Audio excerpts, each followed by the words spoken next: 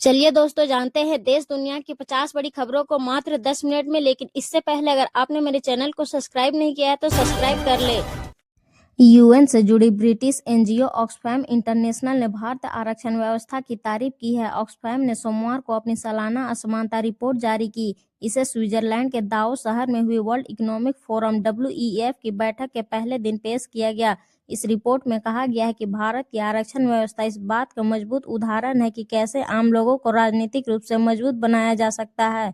जहां दुनिया भर में अरबपति राजनीति पर कब्जा करने की कोशिश कर रहे हैं, वहां भारत की नीतियां अनुसूचित जाति जनजाति के लोगों और समाज के पिछड़े वर्गों को आगे बढ़ने का मौका दे रही है। यूएई के राष्ट्रपति शेख मोहम्मद बिन जायद अल नहयान सोमवार को 105 मिनट के संक्षिप्त दौरे पर भारत आए। वो आज शाम करीब 4:30 बजे भारत पहुंचे थे। पीएम मोदी ने प्रोटोकॉल तोड़कर उन्हें दिल्ली के पालम एयरपोर्ट पर रिसीव किया था। मोदी ने एक्स पर एक पोस्ट में लिखा था कि मैं अपने भाई को लेने खुद एयरपोर्ट आया हूं। दोनों नेताओं के बीच ट्रेड और डिफेंस समेत 9 बड़े समझौते हुए। विदेश सचिव विक्रम मिस्री ने बताया कि यह दौरा छोटा था लेकिन बहुत ही महत्वपूर्ण रहा। इस दौरान दोनों नेताओं की मौजूदगी में कई दस्तावेजों का आदान प्रदान भी किया गया। विदेश मंत्री एस जयशंकर ने सोमवार को पोलैंड को कड़ा और साफ संदेश देते हुए कहा कि आतंकवाद के खिलाफ जीरो टॉलरेंस अपनाएं। भारत के पड़ोस में किसी भी तरह के आतंकी ढांचे को बढ़ावा नहीं दे। जयशंकर ने यह बयान नई दिल्ली में पोलैंड के विदेश मंत्री और उप प्रधानमंत्री रादोस्लाव सिकोर्स्की से बातचीत के दौरान दिया। सिकोर्स्की ने अक्टूबर में पाकिस्तान की यात्रा की थी। इस दौरान वहां के विदेश मंत्री इसाक डार के साथ जारी संयुक्त बयान में कश्मीर का जिक्र किया गया था, जिस पर भारत ने आपत्ति जताई। दक्षिण अफ्रीका के गौतेंग प्रांत में सोमवार सुबह एक ट्रक और स्कूल बच्चों को ले जा रही एक मिनी बस की टक्कर से कम 13 बच्चों की मौत हो गई। एपी न्यूज ने यह जानकारी पुलिस के हवाले से दी है। अधिकारियों के मुताबिक शुरुआती रिपोर्ट में बताया गया कि 11 बच्चों की मौके पर ही मौत हो गई थी, जबकि 2 बच्चों ने अस्पताल में इलाज के दौरान दम तोड़ दिया। यह प्राइवेट मिनी बस सोमवार सुबह करीब 7 बजे जोहान्सबर्ग से दक्षिण पश्चिमी इलाके में बच्चों को अलग अलग प्राथमिक और हाई स्कूल में ले जा रही थी, तभी यह हादसा हुआ।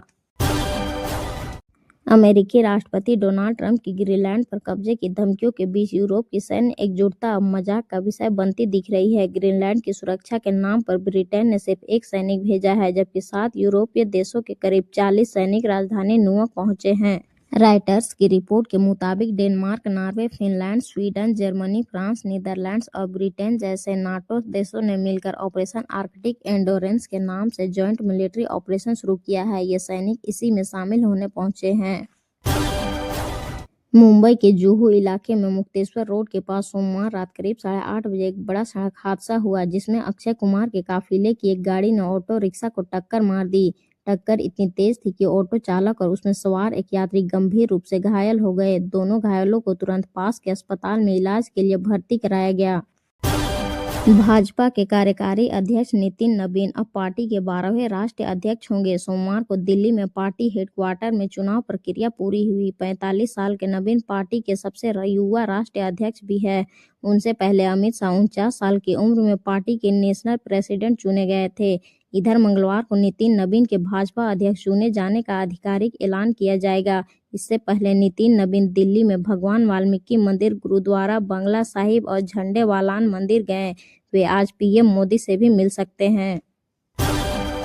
अमेरिकी राष्ट्रपति डोनाल्ड ट्रंप ने गाजा में शांति के लिए एक बोर्ड ऑफ पीस बनाया है। इसका सदस्य बनने के लिए भारत के प्रधानमंत्री नरेंद्र मोदी और पाकिस्तान के प्रधानमंत्री शहबाज शरीफ को न्योता भी दिया है।